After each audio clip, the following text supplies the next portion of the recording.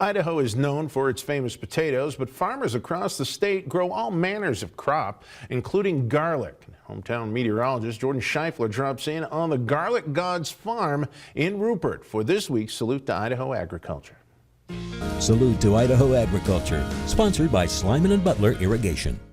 When you grow it in your garden and harvest it, it tastes way better than what you get at the grocery store. Jana and Jeffrey Yockey, owners of Garlic Gods, started their farm back in 2018. Before they came to Idaho, they were in a very different field.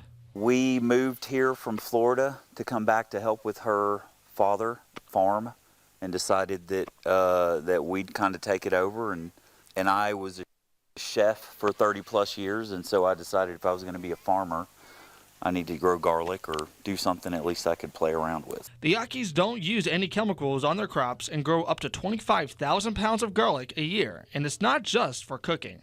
A lot of it is used to help other people start their own crop with different varieties they can order. We have 14 different varieties, and we grow it mostly for home gardeners.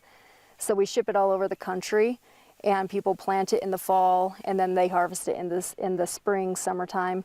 But depending on the variety will depend on how many cloves you get per bulb. Most of the work happens after the harvest, when they have to clean and prepare the garlic to cure and store for customers. Once the work is done, they still have one important thing to do before winter: plant. So it goes in the ground, starts to grow roots, and then it goes dormant for the winter. And then when the snow starts to melt off and the ground starts to thaw, you'll start getting the little sprouts. And then the bulb development of garlic is only like the last 4 to 6 weeks. Once spring arrives, they are back on deck, tending to the plants and taking care of the weeds before their week-long harvest in the summer, which they do by hand.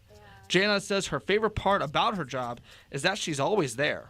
And it's probably with farming in general, is just getting up and walking outside and being right there at your job. We don't have to get in a car and commute. In Rupert, Jordan Scheifler, KMVT News.